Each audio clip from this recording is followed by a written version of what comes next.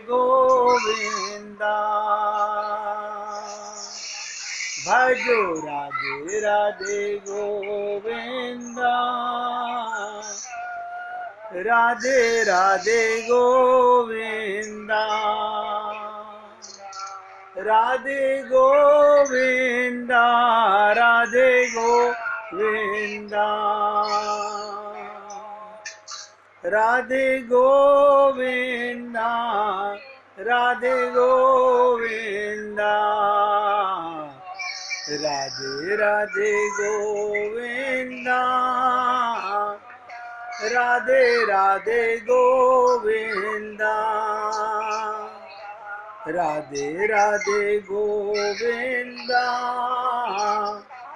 राधे राधे गोविंदा भजो राधे राधे गोविंदा राधे राधे गोविंदा। देखो, बहुत बार आप दुनिया के कटु वचन सुनकर परिवार के किसी के भी मन से इतने दुखी हो जाते हो, इतने दुखी हो जाते हो, उस दिन सोचते हो अब आज मेरा मन नहीं कर रहा पूजा करने का, आज मेरा मन नहीं कर रहा कथा भागवत सत्संग सुनने का। ना, मन तो चाहता ही था, मन जीत गया, आप हार गए। बहुत बार जीवन में ऐसा होगा कि आज मैं बहुत दुखी था इसलिए मैंने सत्संग नहीं सुना। ना ना ना ना, इसका मतलब तुम मन से हार गए हो, मन तुमसे जीत गया। उस दिन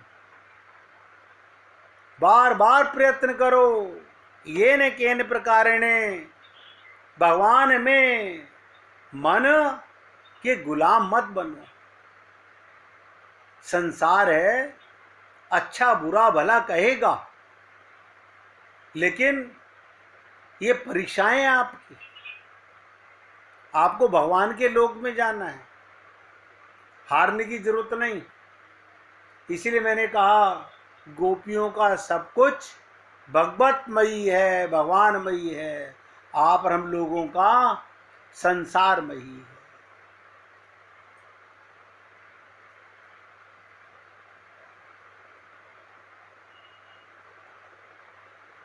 गोपियां अनहद में विश्राम, क्या मतलब होता है? सुना कई बार है कि जात हमारी ब्रह्म है, मात पिता है राम, गृह हमारा शून्य में अनहद में विश्राम। जानते हो उसका मतलब क्या होता है? कभी किसी ने पूछा भी नहीं है, कम से कम हजारों बार मैंने ये श्लोक गाया होगा, लेकिन किसी ने नहीं पूछा अनहद में विश्राम का मतलब क्या होता है। ये अनहद में विश्राम ही अंतिम विश्राम है, ये आखिरी घोंसला है, फिर उसके पार और मकान नहीं बनाने पड़ते। क्या मतलब? शाश्वत घर मिल गया, फिर क्या मिट्टी के घर घरूले बनाने। आप बताइए, जिसकी रहनी गोपियां हर सेकंड भगवान को अनुभव करती हैं, और रात सोती भगवान के साथ हैं, जागती भगवान के साथ हैं। आप कहेंगे वो तो पति के साथ सोती थी, अरे तो पति में परमात्मा ही तो था, ये खोपड़ी नहीं हमारी काम करती।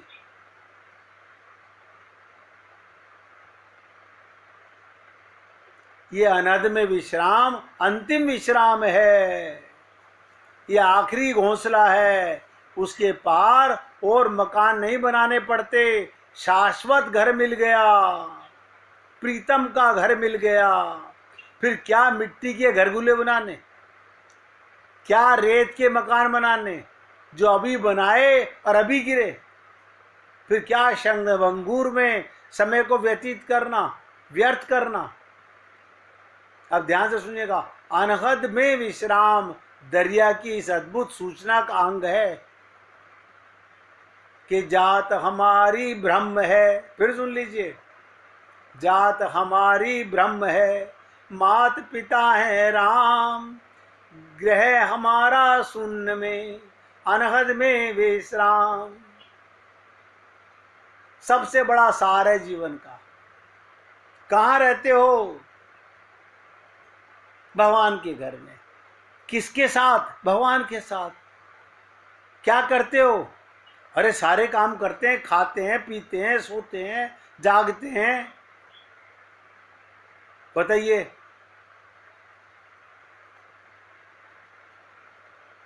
इस सूत्र को समझ लो। ये सबसे बड़ा सार सूत्र है।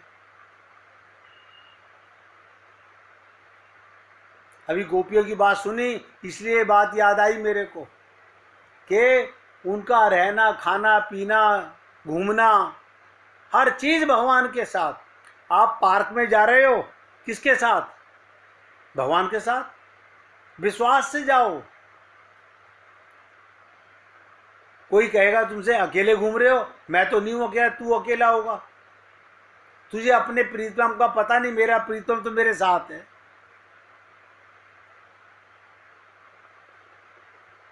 मुझे छोड़ के वो कहीं गया ही नहीं। ये अनहद है। यानी हर पल रहनी उसके साथ हो जाए, आपका जीवन उसके साथ चलने लग जाए।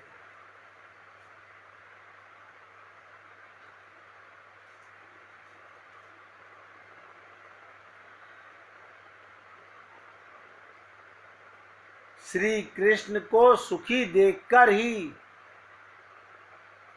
भगवान को सुखी देखकर ही संपूर्ण कामनाओं से सर्वदा शून्य उन गोपियों को अपार सुख होता था।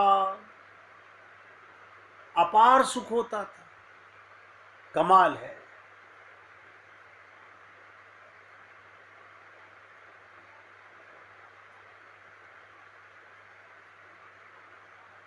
आप सोचिए, मन कुछ कहता है, बुद्धि कुछ कहती है, समाज कुछ कहता है, लेकिन तुम्हारे हृदय की आवाज तो सबसे निराली है। एक एक शब्द पे ध्यान दीजिएगा। मन कुछ कहता है, बुद्धि कुछ कहती है, समाज कुछ कहता है, तुम्हारे हृदय की आवाज सबसे निराली है।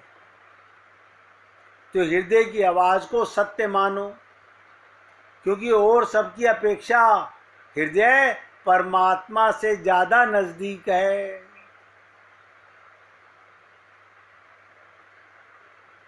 सुन लीजिए, जिसको परमात्मा के स्मरण का मूल्य पता है,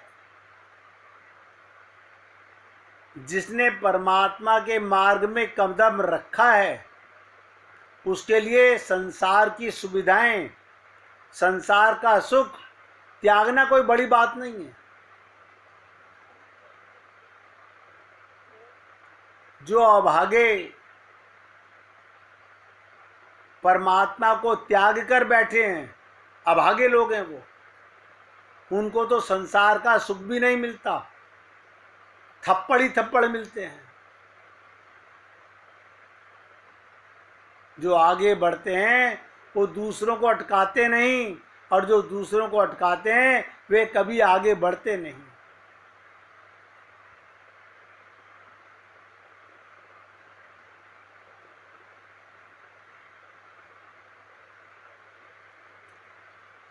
तन की सुंदरता से ज्यादा मन सुंदर होना चाहिए, क्योंकि मन भगवान में लग गया।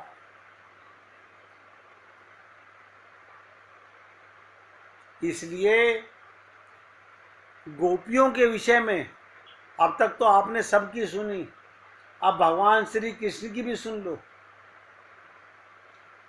भगवान स्वयं कह रहे हैं, हे अर्जुन, गोपियां अपने शरीर की रक्षा, एक एक शब्द पे ध्यान दो। क्या कह रहे हैं भगवान? अर्जुन, गोपियां अपने शरीर की रक्षा मेरी सेवा के लिए करती हैं। बताइए, यानी शरीर की देखभाल, शरीर का खाना पीना, शरीर को स्वस्थ रखना, शरीर का इलाज कराना, किसके लिए? भगवान के प्रेम के लिए। आप और हम लोग अपने लिए, वही अंतर है गोपियों में और हम में। गोपियां स्वयं भगवान कह रहे हैं, गोपियों को छोड़कर मेरा निगुण प्रेम पात्र और कोई नहीं है।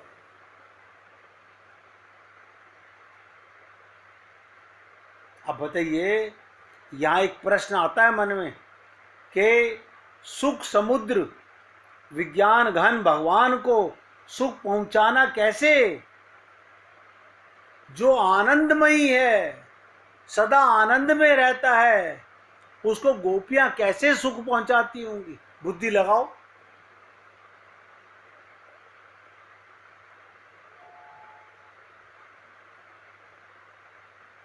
सोचिए,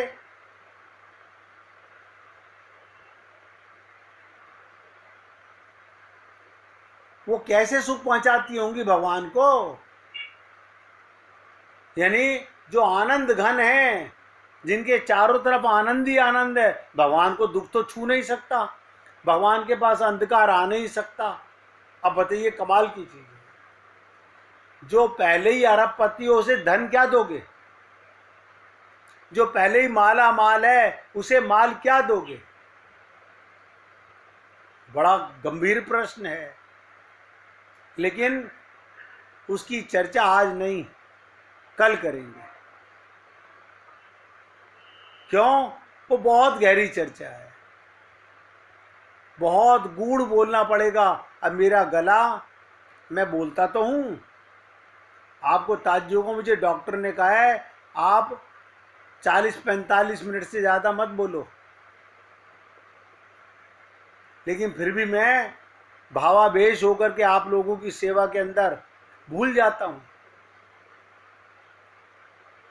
मेरा मन करता है कि नहीं,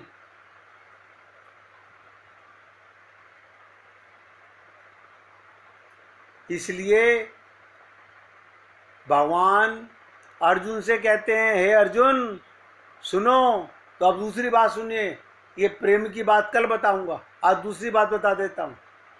भगवान कहते हैं, हे अर्जुन अब सुनो, भौतिक प्रकृति के 3 गुणों के अनुसार हमारी बुद्धि दृढ़ संकल्प के भेद, जैसा कि मैं उनका विस्तार से वर्णन करता हूं।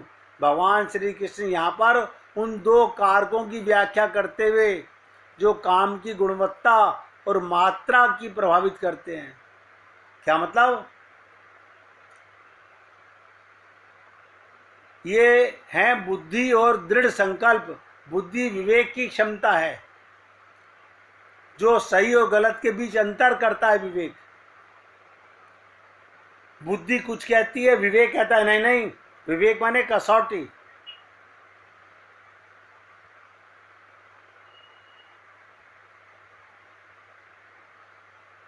भगवान कहते हैं, हे पृथा पुत्र, हे अर्जुन, ये बुद्धि सद्गुणी है, जिसके द्वारा ये जाना जाता है क्या उचित और क्या अनुचित है, क्या मेरा कर्तव्य है, क्या करणीय है, किससे भयभीत होना चाहिए, किससे भयभीत नहीं होना चाहिए, क्या बंधन में डालने वाला है, क्या मुक्ति देने वाला है। हमें निरंतर अपनी पसंद का चयन करते हुए अपनी स्वतंत्र इच्छा का प्रयोग करते हैं सब लोग।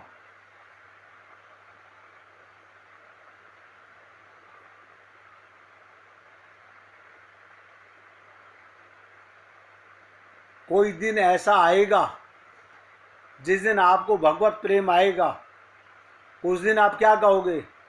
मैं आहें भरकर कहता हूं। क्या मतलब? आज से युगों युगों तक कहीं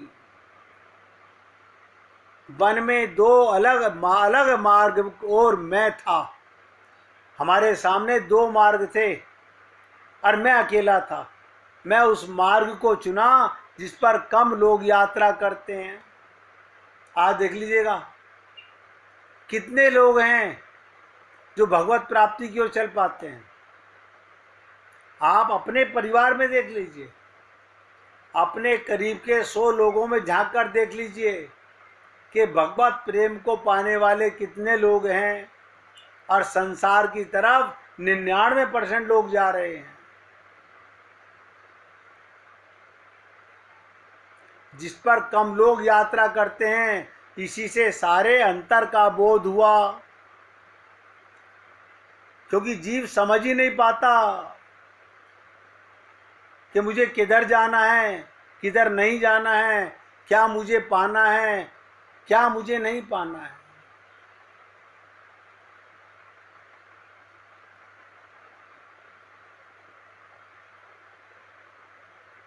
इसलिए जो जीव स्वयं को जान लेता है, जिसे आत्म ज्ञान हो जाता है, वो एक ही मार्ग पर चलता है।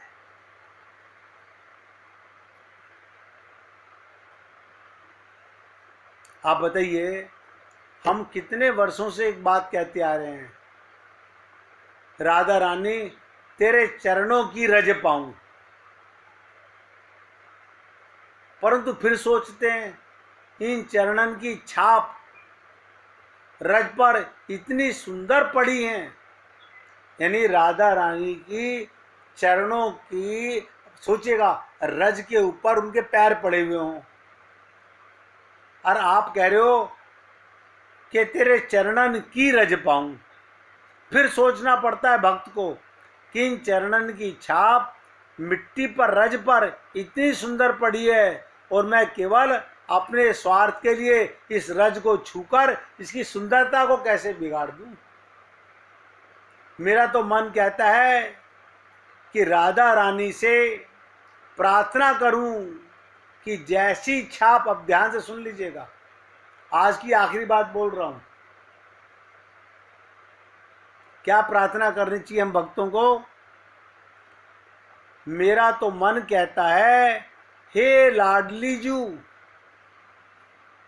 जैसी छाप आपने इस रज पर छोड़ी है, ठीक वैसी छाप मेरे मन पटन पर भी छोड़ दो,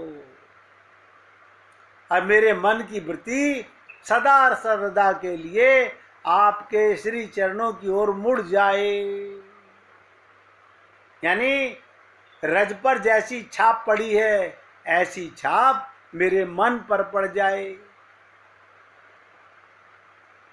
इसलिए रज पर पड़े चरणों के निशान मिटाना नहीं चाहिए, कामना करनी चाहिए राधा रानी से।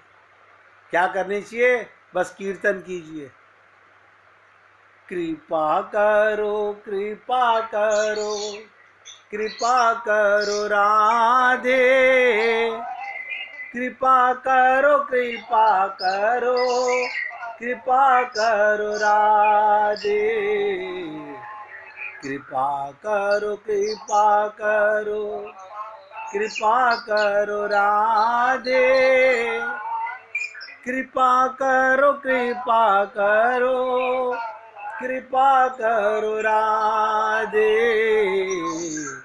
कृपा का ही तन तोरा, कृपा का ही तन तोरा, कृपा करो राधे, का घट जाए तोरा, कृपा करो राधे,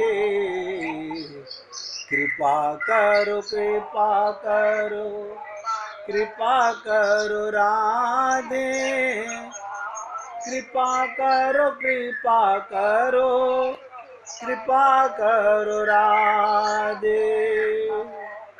बोलिए वृंदावन बिहारी लाल की जय, जय श्री राधे, जय जय श्री राधे।